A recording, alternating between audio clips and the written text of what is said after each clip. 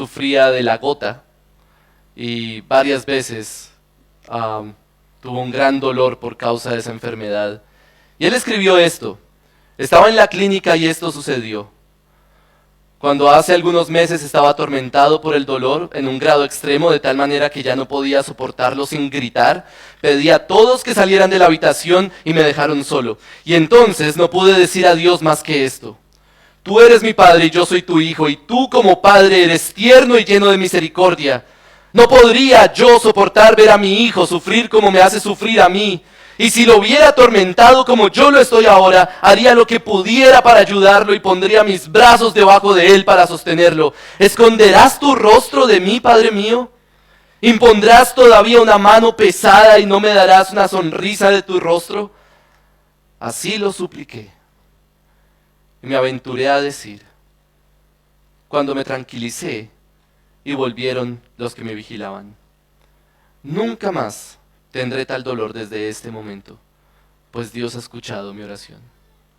Yo no sé si usted alguna vez le ha hablado a Dios así, pero en medio del sufrimiento es cuando nuestras conversaciones con Dios son más genuinas.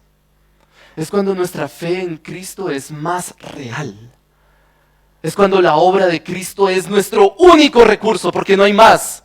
Ya no hay más, sino esa esperanza gloriosa que Cristo ha comprado en la cruz y al tercer día al resucitar de entre los muertos.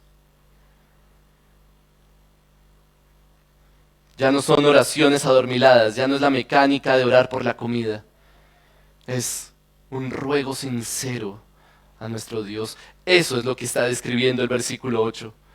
A quien ustedes ahora no ven, pero lo aman. ¿Por qué lo aman? Porque están sufriendo y es lo único que les queda. Y su fe está siendo purificada por medio de ese sufrimiento. Brian Cosby escribió un libro que se titula Sufrimiento y Soberanía. Y es básicamente un entendimiento general de la teología del sufrimiento de John Flavel. Y él dio 8 razones por las que Dios decreta el sufrimiento en sus hijos. Voy a decirlas rápida. Si alguien después quiere anotarlas, entonces me busca la salida y con gusto se las repito. Dios nos pasa por sufrimiento para revelar y mortificar nuestro pecado. Dios nos pasa por sufrimiento para producir piedad y fruto espiritual. Dios nos pasa por sufrimiento para revelarnos su propio carácter. Dios nos pasa por sufrimiento para ayudarnos a renunciar a lo temporal por lo eterno. Dios nos pasa por sufrimiento para producir en nosotros una fe sincera, guardada de la hipocresía. Dios nos pasa por sufrimiento para animarnos a la comunión con Él a través de su palabra, la oración y las ordenanzas.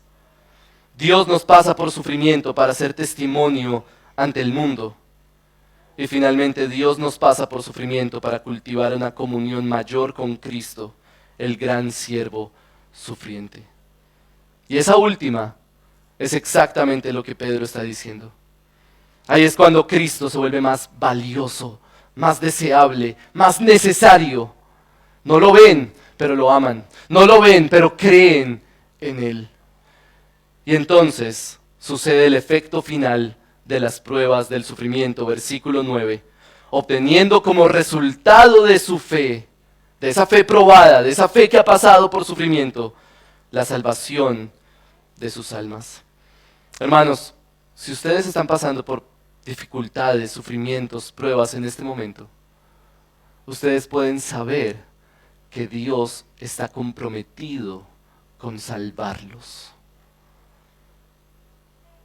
Cuando un creyente pasa por sufrimientos, lo que está experimentando es el compromiso de Dios con la salvación de su Hijo. Hermanos, en medio del sufrimiento, nuestro futuro es seguro por la fe. Y si hay entre nosotros alguien que no tiene esta fe, solo quiero animarlo a considerar esto. Si usted no tiene esta fe en el Evangelio de nuestro Señor, sus sufrimientos carecen de propósito. ¿Usted cómo explica que esté sufriendo? Todos sufrimos, todo ser humano en esta tierra sufre. ¿Cómo explica usted ese sufrimiento si no es por el propósito soberano y providencial que Dios le da a nuestros sufrimientos, comprado por la sangre de Cristo, sellado por su resurrección, para llevarnos un día a esa esperanza y esa herencia eterna? No tiene sentido. ¿Cuál es entonces el legado puritano en el sufrimiento?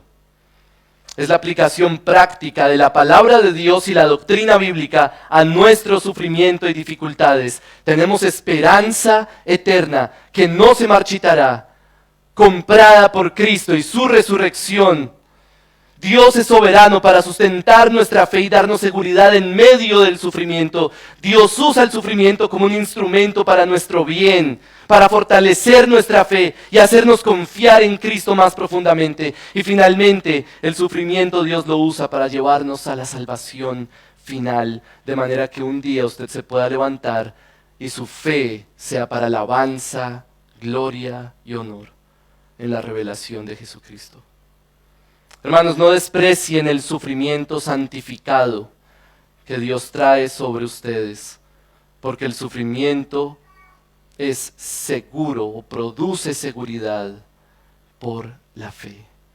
En el sufrimiento nuestro futuro es seguro por la fe. Quiero terminar con un poema de Flavel sobre el sufrimiento. Él escribió esto: este mundo es un bosque en el que día a día osos, lobos y leones buscan su comida. A su alrededor pobres y débiles ovejas son apacentadas y en sus corrales guardadas. Las bestias rugen sobre nosotros, pero están atadas. Nuestro pastor es el guardián, él cuida nuestra manada. ¿Por qué entonces deberíamos temer? Vemos a las bestias, es verdad, pero seguros en las manos de nuestro guardián.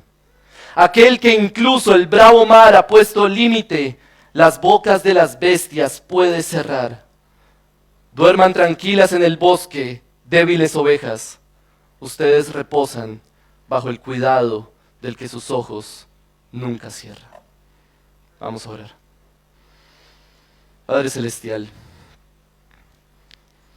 te ruego, Señor, que tu palabra, la teología profunda de tu palabra, nos ayude a vivir, como escuchábamos antes, que la teología sea esa doctrina para ponerla en práctica en nuestra vida día a día.